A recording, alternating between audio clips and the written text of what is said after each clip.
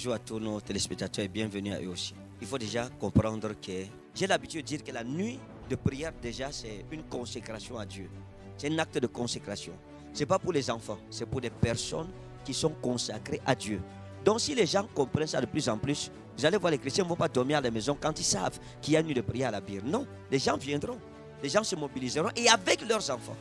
Mais expliquez-moi, comment vous m'expliquez que à peine Jemima née, elle vient à la nuit de prière, elle est nourrisson.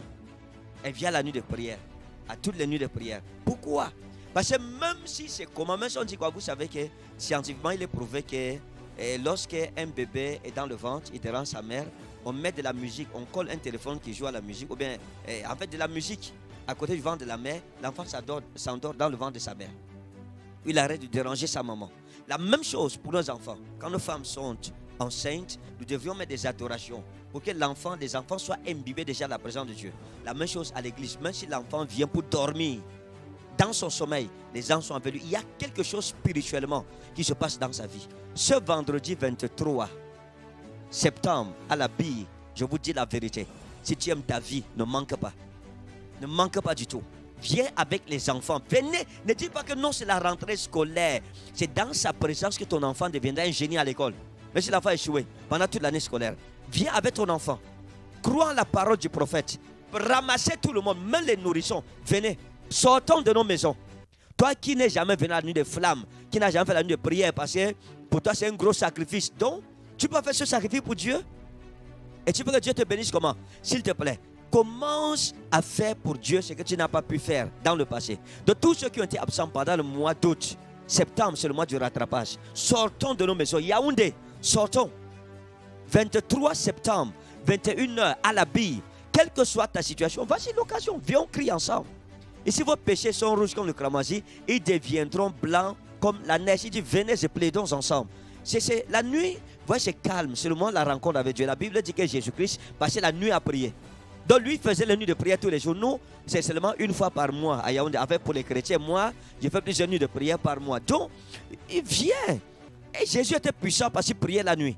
Donc la prière de nuit a une autorité puissante. Ça a une notion spéciale et spécifique dans ta vie, dans ta famille. Donc ne reste pas à la maison. Il y a des situations dans ta vie qui ont besoin d'une veillée de prière pour libérer ta vie à jamais. Tu ne peux même pas quitter ta maison. Tu viens pour une nuit de prière pour dormir. Ça n'a pas de sens. Ou bien tu viens à la nuit de prière pour paresser, pour lésiner, pour lambiner. Ça n'a pas de sens. Quand tu viens, mon ami, on va en guerre. Je veux prier pour ma vie. Quelque chose doit changer dans ma vie, dans ma famille. Je vais attaquer les fondations maléfiques, les puissances. Va à la nuit de prière avec un objectif précis. Dis dans ma vie, par exemple, j'ai le célibat, ou j'ai le VIH, ou j'ai le cancer. Je voudrais en découdre avec ces situations. La muraille de Jéricho qui m'empêche d'avancer doit tomber. Donc ne viens pas à l'aventure. Ce n'est pas pour les aventuriers. C'est pour ceux qui connaissent ce qu'ils veulent dans leur vie. Donc chaque enfant de Dieu, avant de venir la nuit de flamme, mets-toi des objectifs. Écris même dans un cahier, bien sur une feuille. Ok, quand je vais à cette nuit de flamme, tes problèmes doivent être résolus. J'attaque tes problèmes, tes problèmes, tes problèmes. Je veux la solution à ces problèmes-ci.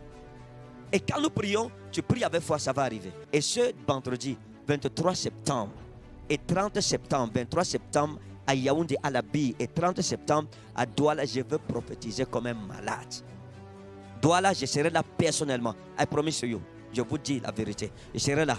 C'est pour cela que j'ai mis ça le 30. Ça sera après mon culte de famille à Yaoundé. Je serai libre. Je serai à Douala vendredi le 30. Passez l'annonce. Puis, il faut que les gens comprennent. Le vendredi 23 à Yaoundé, à partir de 21h à la Bire, du côté de Kouaban, et le vendredi 30 à Douala, à partir de 21h derrière l'immeuble Kamlé au quartier Ndokbon. Je vais faire ce que nous appelons les prophéties villageoises. Vous savez, on a fait les prophéties démocratie prophétique, on a fait les sénatoriales prophétiques, on a fait les prophéties ethniques, etc. Maintenant, on va aller dans les prophéties villageoises. C'est-à-dire qu'on prend le village, on donne le nom d'un village, tous les ressortissants viennent, on prophétise sur vous. C'est-à-dire que c'est ce qu'on appelle les prophéties villageoises. C'est ça, généalogico-villageoise. On règle les problèmes des villages. On tue quelques sorciers là qui ne veulent pas le progrès de votre village. Donc, si votre village a les sorciers, venez, ou kill them. On va passer une nuit terrible. J'aime les nuits de prière parce que j'ai tout le temps. Je prophétise, c'est-à-dire que je vais dans la cour des prophètes. Je prends une récréation prophétique. Ça veut dire que j'en ai des ivresses prophétiques. Les ivresses de l'esprit.